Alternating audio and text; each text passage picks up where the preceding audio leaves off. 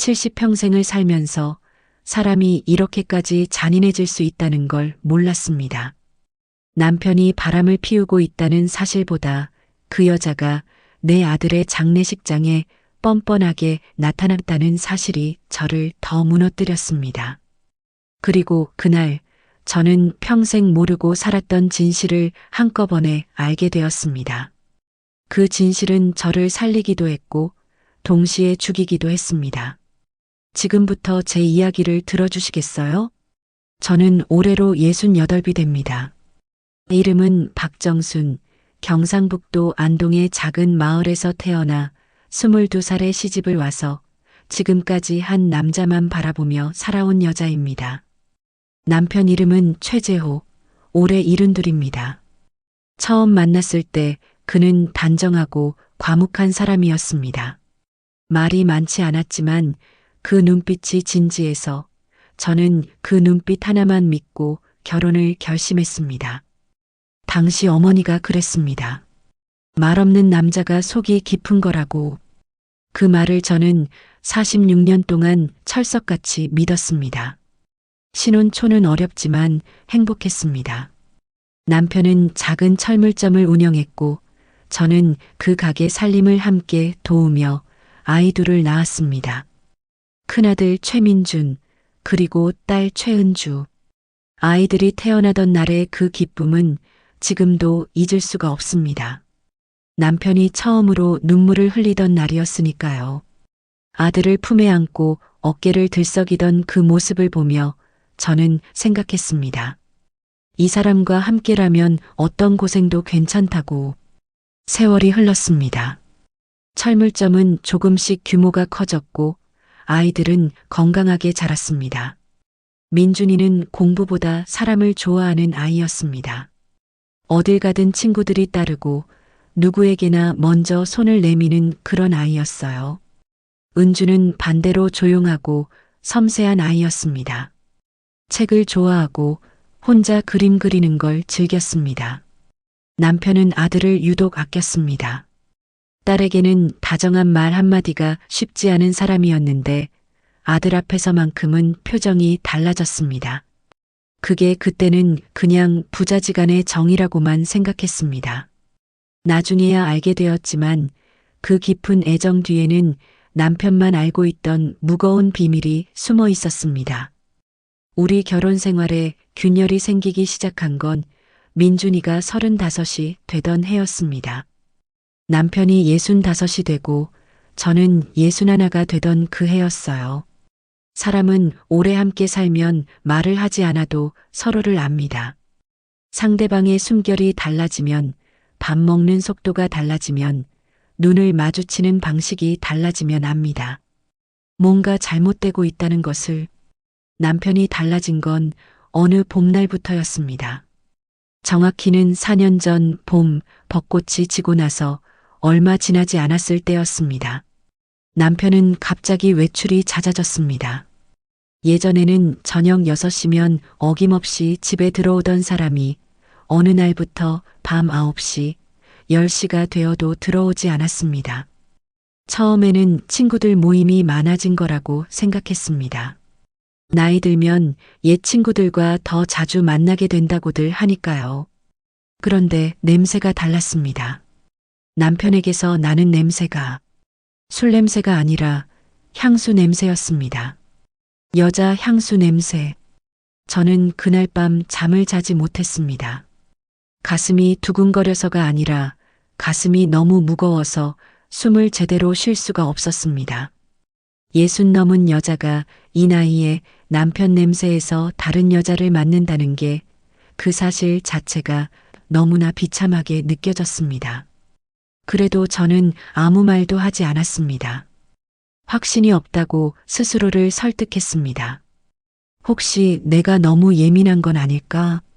나이 들면서 의심이 많아지는 거 아닐까? 그렇게 스스로를 다독이며 며칠을 보냈습니다. 그런데 증거는 스스로 찾아왔습니다. 남편 와이셔츠 주머니에서 나온 작은 메모지 하나. 거기엔 짧은 글씨로 이렇게 적혀 있었습니다. 수요일 오후 2시 인천. 그리고 낯선 전화번호. 저는 그 메모지를 들고 한참을 멍하니 서 있었습니다. 세탁을 하려다 발견한 건데 손이 떨려서 빨래를 계속할 수가 없었습니다. 인천. 우리 집은 서울 성북구였습니다.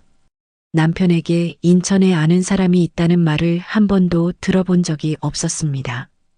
그날 밤 저는 처음으로 남편에게 직접 물었습니다. 인천에 무슨 일 있어요? 남편은 잠깐 굳었다가 말했습니다. 거래처 사람 만난다고. 그 말을 하면서 남편은 제 눈을 보지 않았습니다. 46년을 함께 산 사람이 그 짧은 대답 하나를 하면서 눈을 피했습니다. 그것으로 충분했습니다. 저는 더 이상 묻지 않았습니다. 그 무렵 아들 민준이로부터 뜻밖의 전화가 왔습니다. 민준이는 그때 서울 마포구에서 작은 인테리어 회사를 운영하고 있었습니다. 결혼한 지 7년째 되던 해였고 며느리 서연이와 사이에 아이는 없었지만 둘이 알콩달콩 잘 살고 있다고 알고 있었습니다. 민준이는 바쁘면서도 적어도 일주일에 한 번은 안부 전화를 해오는 아들이었습니다. 그날도 저는 그냥 안부 전화려니 생각하고 받았는데 목소리가 달랐습니다. 어머니, 나 요즘 몸이 좀 안 좋아. 병원에 가봤는데 정밀 검사를 해봐야 한대. 걱정하지는 마, 그냥 알려드리고 싶어서. 걱정하지 말라는 말이 오히려 더 걱정이 됩니다. 어머니라면 다 압니다. 아이가 괜찮다고 할 때 진짜로 괜찮은 건지 아니면 걱정시키지 않으려고 괜찮다고 하는 건지. 민준이의 목소리는 후자였습니다. 저는 당장 민준이를 만나러 갔습니다. 아들 얼굴을 보는 순간 제 가슴이 내려앉았습니다. 불과 2달 전 명절에 봤을 때보다 훨씬 야위어 있었습니다. 얼굴 색도 좋지 않았고 웃음도 예전 같지 않았습니다. 검사 결과는 2주 후에 나왔습니다. 위암 2기였습니다. 그 말을 듣던 날 저는 병원 복도 의자에 앉아 한동안 일어나지 못했습니다. 눈물도 나오지 않았습니다. 그냥 멍했습니다. 내가 낳은 아이가 암이라는데 뭔가를 해야 한다는 걸 아는데 몸이 움직이질 않았습니다. 민준이는 오히려 저를 다독였습니다. 어머니, 이기면 치료할 수 있어. 나 안 죽어. 그러면서 씩 웃었는데 그 웃음이 어찌나 가슴을 미어지게 하던지요. 남편에게 알렸습니다. 남편은 창백해졌습니다. 아들 소식을 듣고 처음으로 늙어 보였습니다. 그날만큼은 남편의 외도 따위는 머릿속에 없었습니다. 우리는 오랜만에 한 방향을 바라보는 부부가 되었습니다. 민준이를 살려야 한다는 그 한 가지 목표로 항암 치료가 시작되었습니다. 민준이는 잘 버텼습니다. 힘들다는 소리를 거의 하지 않았고 치료 사이사이에도 회사 일을 놓지 않으려 했습니다. 며느리 서연이가 곁에서 헌신적으로 간병을 했습니다. 저도 매일 병원을 오갔습니다. 그런데 이상했습니다. 남편이었습니다. 아들이 항암 치료를 받는 중에도 남편의 외출은 끊이지 않았습니다. 아들 병문안은 거르는 날이 있어도 밤늦은 외출은 거르지 않았습니다. 어느 날 저는 남편을 따라가 보기로 했습니다. 지하철을 몇 번 갈아타며 쫓아가 보니 남편이 향하는 곳은 인천 부평이었습니다.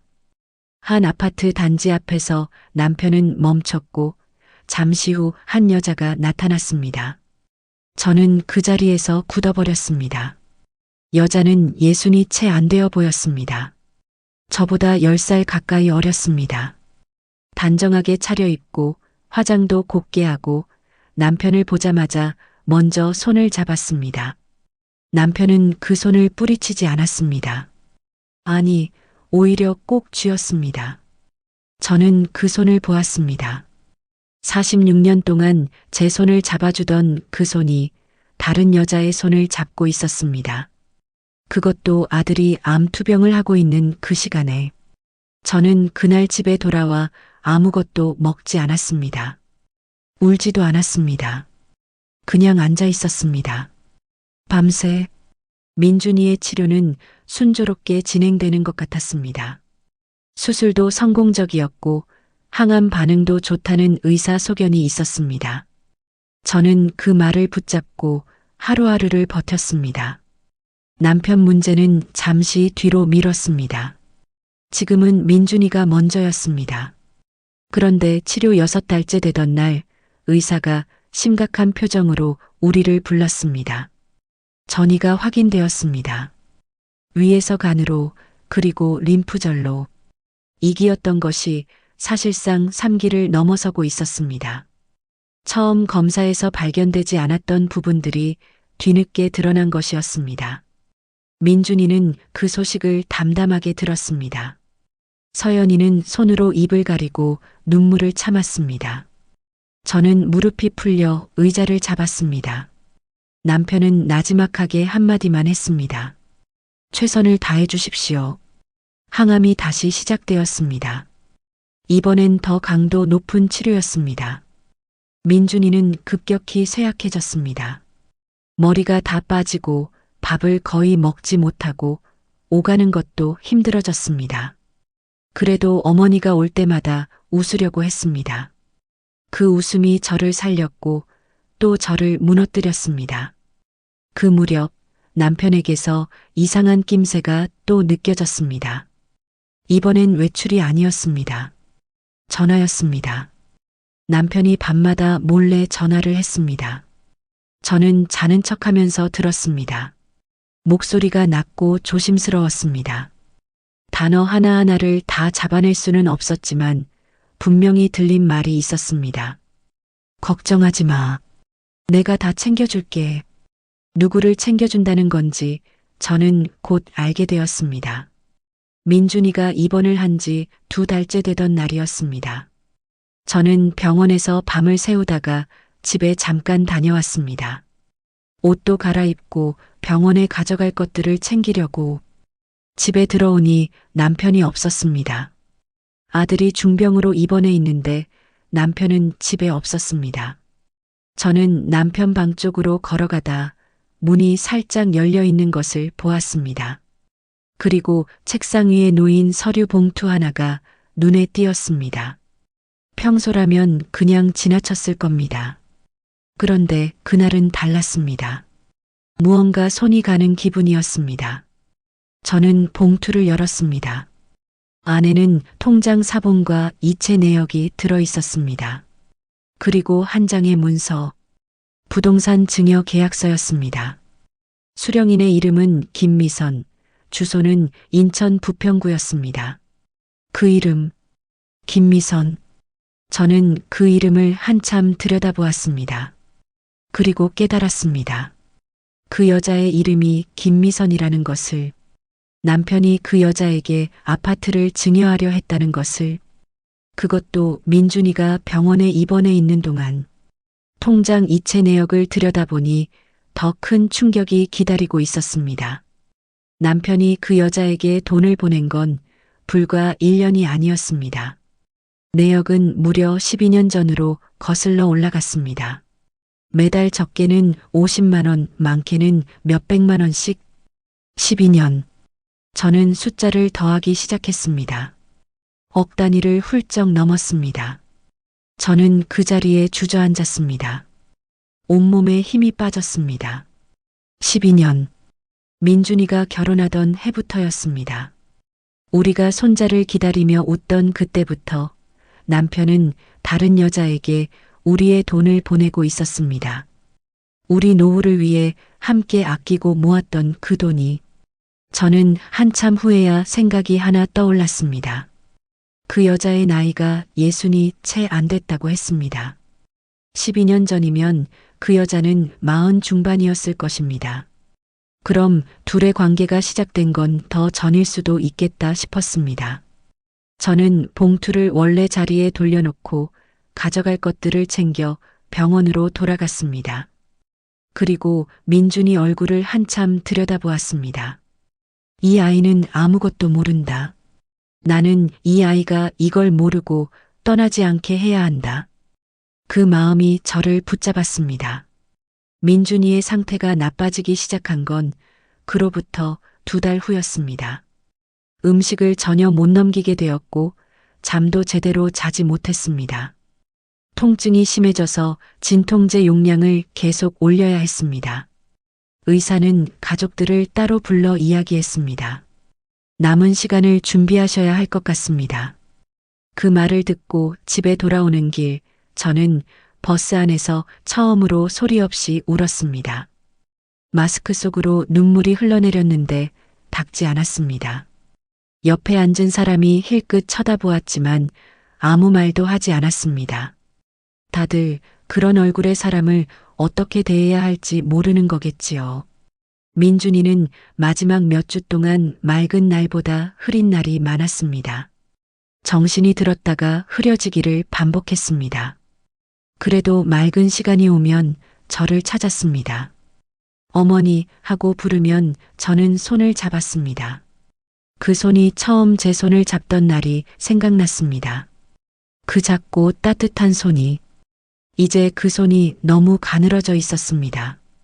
어느 날 민준이가 맑은 정신으로 한 가지를 부탁했습니다. 어머니, 나가고 나서 아버지 잘 부탁해. 아버지가 외로워할 것 같아. 그 말을 듣고 저는 웃어주었습니다. 그럼 걱정 마. 라고 말해주었습니다. 속에서 어떤 감정이 올라왔는지는 차마 말로 할 수 없습니다. 민준이는 봄이 오기 전 이른 아침에 조용히 눈을 감았습니다. 38살이었습니다. 창밖에는 아직 눈이 조금 남아 있었습니다. 장례식장은 마포구의 한 병원이었습니다. 사람들이 많이 왔습니다. 민준이가 워낙 사람 관계가 넓었으니까요. 회사 직원들, 학교 동창들, 동네 지인들. 저는 영정 사진 앞에 앉아오는 사람마다 맞이했습니다. 이틀째 되던 날 오전이었습니다. 낯선 여자 하나가 들어왔습니다. 검은 옷을 단정하게 입고 국화꽃을 들고, 저는 처음엔 민준이의 직장 동료나 지인이겠거니 싶었습니다. 그런데 그 여자가 절을 하고 일어나면서 남편 쪽으로 눈길을 보내는 것을 저는 놓치지 않았습니다. 그리고 남편의 표정도 보았습니다. 그 얼굴에 스치는 복잡한 감정을. 저는 조용히 일어나 그 여자에게 다가갔습니다. 어디서 오셨어요? 라고 물었습니다. 여자는 잠깐 당황하더니 말했습니다. 남편분 지인입니다. 그냥 조문만 하고 가겠습니다. 저는 그 얼굴을 기억했습니다. 인천 부평 아파트 앞에서 보았던 그 얼굴. 김미선이었습니다. 그 여자가 장례식장을 나가고 나서 저는 다시 자리에 앉았습니다. 아무것도 느끼지 못하는 것 같으면서 동시에 모든 것이 느껴졌습니다. 아들의 주검 앞에 남편의 여자가 나타났습니다. 이것이 현실이었습니다. 장례가 끝나고 사람들이 다 떠난 밤, 저는 처음으로 남편 앞에서 그 이름을 꺼냈습니다. 김미선이 누구예요? 남편은 오래 침묵했습니다. 그리고 말했습니다. 나중에 이야기하자. 나중에. 저는 그 말이 어이없어서 실소가 나왔습니다. 아들 장례식장에 그 여자를 불러놓고 지금 나중에 이야기하자고 합니까? 장례가 끝나고 49제가 지나고 저는 남편에게 마주 앉자고 했습니다. 더 이상 미룰 수 없었습니다. 남편은 처음엔 부정했습니다. 그냥 오래된 지인이라고. 돈은 그 여자가 어려울 때 빌려준 것이라고. 아파트는 오해라고. 그런데 제가 통장 이체 내역과 증여 계약서를 꺼내놓자 남편은 말문이 막혔습니다. 그리고 오랜 침묵 끝에 남편이 고개를 숙였습니다. 15년이 됐어. 그 여자와는 15년 됐어. 15년. 저는 그 숫자를 들으며 계산을 했습니다. 15년 전이면 제가 53살이었습니다. 민준이가 23이었습니다. 그 시절 저는 무엇을 하고 있었습니까? 남편 건강 챙기고 아이들 챙기고 집안 살림하느라 제 머리카락이 하얗게 새어가는 줄도 몰랐던 그 시절. 그런데 더 큰 말이 남아 있었습니다. 남편이 떨리는 목소리로 말했습니다. 그 여자한테 아이가 있어. 딸이 있어. 12살. 저는 모든 소리가 사라지는 것 같았습니다. 귓속이 먹먹해졌습니다. 12살. 그 여자의 딸. 그러면 그 아이는 남편이 60일 때 태어난 것입니다. 남편이 60이면 저는 56이었습니다. 아직 손자를 기다리며 며느리 서연이를 배려하고 있던 그 시절. 저는 한동안 아무 말도 할 수 없었습니다. 남편은 계속 말했습니다. 민준이한테는 절대 말하지 않으려 했어. 민준이가 그걸 알면 얼마나 힘들어할지 몰라서. 그래서 내가 모르게 했어. 그게 잘못인 거 알아. 알아. 근데 나는 어떻게 해야 할지 몰랐어. 저는 천천히 물었습니다. 민준이는 알고 있었어요? 남편이 굳었습니다. 저는 다시 물었습니다. 민준이가 알고 있었냐고요. 남편이 고개를 들지 못하고 말했습니다. 민준이가 3년 전에 알았어. 우연히. 민준이가 3년 전에 알았다고. 바로 암 진단받던 그 시기와 맞물렸습니다. 저는 그것이 우연이 아닐 수도 있다는 생각을 했습니다. 아버지의 비밀을 알게 된 충격이 그 아이의 몸에 영향을 주지 않았다고 누가 단언할 수 있습니까? 스트레스가 암의 직접적인 원인이 될 수는 없다고 해도 그 아이가 3년을 혼자 그 무게를 들고 살았다는 사실. 저는 그 사실이 가장 비통했습니다. 어머니한테는 말하지 말아달라고 했대. 민준이가, 어머니가 힘드실까봐. 저는 그 말에 처음으로 흐느꼈습니다. 암을 앓으면서도 항암 치료를 받으면서도 죽어가면서도 그 아이는 어미를 걱정했습니다. 이 비밀이 어머니에게 상처가 될까봐 혼자 안고 갔습니다. 그것이 민준이가 저에게 마지막으로 준 선물이었는지도 모릅니다. 그러나 그 선물이 너무나 무겁고 잔인했습니다. 저는 며칠 동안 집 밖을 나가지 않았습니다. 밥도 제대로 먹지 않았습니다. 딸 은주가 걱정이 되어 왔지만 저는 아무것도 말할 수 없었습니다. 머릿속에서 계속 생각이 돌았습니다. 나는 어떻게 해야 하는가? 이혼을 해야 하는가? 이 나이에 혼자가 되어야 하는가? 아들도 잃었는데 남편까지 잃으면 나는 무엇으로 서는가? 그런데 동시에 다른 생각도 들었습니다.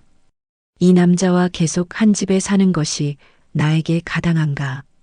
아들의 장례식에 그 여자를 불러들인 남자와 아들이 혼자 비밀을 안고 죽게 만든 남자와 저는 결국 딸 은주에게 모든 것을 말했습니다. 은주는 듣는 내내 얼굴이 굳어갔습니다. 그리고 오래 침묵하다가 말했습니다. 어머니, 결정은 어머니가 하시는 거예요. 저는 어머니 편이에요. 어떤 선택을 하셔도. 그 말이 저를 조금 숨쉬게 해주었습니다. 내 편이 한 명은 있구나. 그것으로 충분했습니다. 저는 변호사를 만났습니다. 46년의 결혼 생활이었습니다. 재산 분할을 따지면 제가 받아야 할 것들이 적지 않았습니다.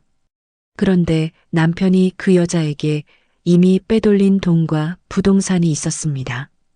변호사는 법적으로 되찾을 수 있는 부분이 있다고 했습니다. 저는 그 절차를 밟기 시작했습니다. 조용하고 천천히. 그로부터 몇 달 뒤 놀라운 일이 생겼습니다. 남편이 그 여자와의 관계를 정리하려 했던 모양이었습니다. 민준이가 죽고 제가 모든 것을 안 이후 남편은 그 여자에게 더 이상 만날 수 없다는 말을 했다고 했습니다.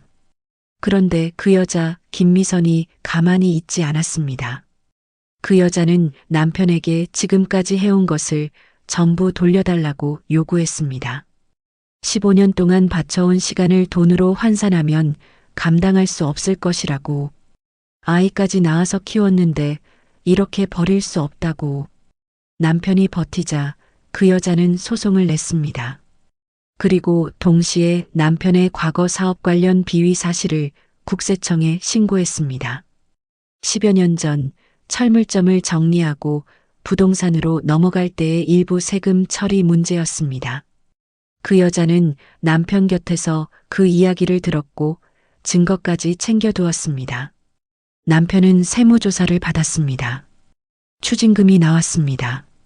소송에서는 일부 패소하여 위자료를 추가로 물어야 했습니다.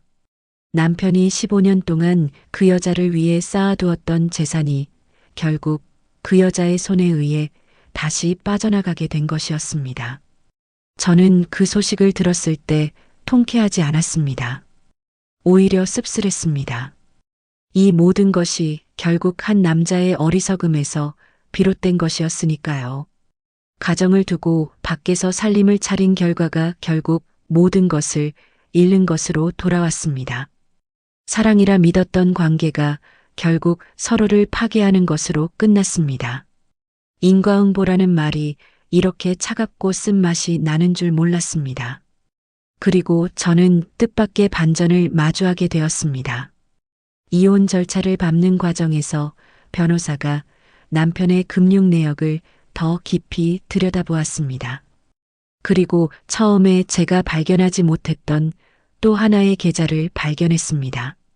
남편 이름으로 된 것이 아니라 민준이 이름으로 된 계좌였습니다. 그런데 민준이가 개설한 것이 아니었습니다. 남편이 민준이 명의로 만들어두고 오랫동안 적립해온 계좌였습니다. 잔액을 확인하니 적지 않은 금액이 들어 있었습니다.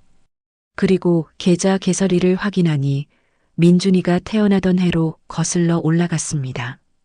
남편은 민준이가 태어난 그날부터 아들 몰래 아들을 위한 돈을 모아두고 있었습니다. 35년 넘게 밖에서 다른 여자에게 돈을 주면서도 아들을 위한 이 통장만큼은 건드리지 않았습니다.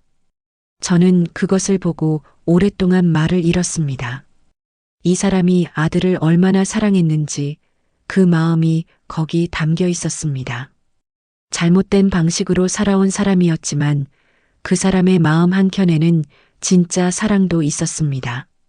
그것이 저를 더 복잡하게 만들었습니다. 나쁜 사람을 미워하는 것은 쉽습니다. 그런데 나쁜 짓을 한 사람의 마음 한켠에 진짜인 것이 있을 때 그때는 어떻게 해야 합니까? 변호사는 그 계좌의 돈은 제가 받을 수 있다고 했습니다.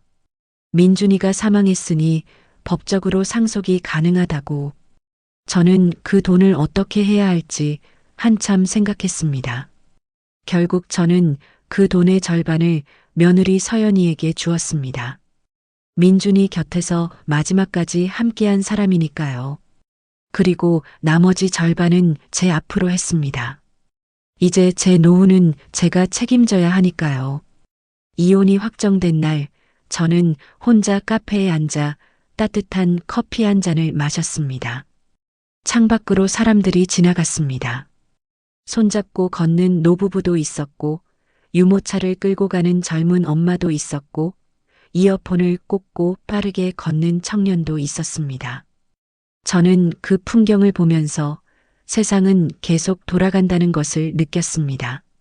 내 삶이 이렇게 무너져도 저 사람들의 삶은 계속된다는 것을, 그리고 내 삶도 계속되어야 한다는 것을. 46년의 결혼이 끝났습니다. 아들을 잃었습니다. 남편이 15년간 다른 여자와 살림을 차렸다는 것도 알았습니다. 그 여자와의 사이에 아이도 있다는 것도 알았습니다. 민준이가 그 사실을 혼자 알고 죽었다는 것도 알았습니다. 이 모든 것을 알게 되었지만 저는 살아 있습니다. 68배 나이에 혼자서 살아 있습니다. 딸 은주가 집 근처로 이사를 왔습니다. 사위도 잘 이해해 주었습니다. 은주가 주말마다 와서 밥을 같이 먹습니다. 처음엔 어색했지만 이제는 그 시간이 제일 좋습니다. 딸과 마주 앉아 밥 먹는 것이, 이렇게 소박한 것이 이렇게 감사한 줄 몰랐습니다. 민준이 기일에는 묘소에 혼자 갔습니다. 꽃을 놓고 한참 앉아 있었습니다. 아들한테 하고 싶은 말이 많았는데 막상 앞에 서니 아무 말도 나오지 않았습니다. 그냥 손으로 비석을 한번 쓸어내렸습니다. 그것으로 충분했습니다. 집에 돌아오는 길에 동네 꽃집 앞을 지나쳤습니다. 봄꽃들이 가득 나와 있었습니다. 저는 오래 들여다보다가 노란 프리지어 한 다발을 샀습니다. 민준이가 어릴 때 꽃을 좋아했는데 그 중에서도 프리지어를 제일 좋아했거든요. 그 꽃을 들고 집에 돌아오면서 저는 처음으로 생각했습니다. 살아봐야겠다고. 남은 날들을 억울하게 보내지 말자고. 억울한 것은 억울한 것이지만 그것에 붙잡혀서 내 하루하루를 다 태워버리는 건 나를 위한 일이 아니라고. 세상에 좋은 사람도 있고 나쁜 사람도 있습니다. 그 나쁜 사람이 내 남편이었다는 것이 억울하고 서럽습니다. 그러나 그 억울함이 내 삶의 전부가 되게 두지는 않겠습니다. 아들이 마지막까지 걱정한 것이 어미였습니다. 그러니 어미는 잘 살아야 합니다. 그것이 민준이를 위한 일입니다. 이 이야기를 들으시는 분들, 혹시 지금 어떤 배신 앞에 서 계신 분이 있으신가요? 혹은 오랫동안 모르고 살다가 뒤늦게 진실을 마주하신 분이 있으신가요? 저는 모든 것을 알게 된 후 오히려 이런 생각이 들었습니다. 몰랐던 세월이 꼭 나쁜 것만은 아니었다고. 모르는 채로 아들의 결혼식을 기뻐하고 손자를 기다리고 명절에 온 가족이 둘러앉아 밥을 먹었습니다. 그 시간들의 기쁨은 진짜였습니다. 나중에 거짓이 드러났다고 해서 그 시간의 기쁨까지 거짓이 되는 건 아닙니다. 삶은 그런 것 같습니다. 좋은 것과 나쁜 것이 섞여 있고 진짜와 가짜가 섞여 있고 그것들을 다 껴안고 걸어가야 하는 것. 저는 오늘도 걷습니다.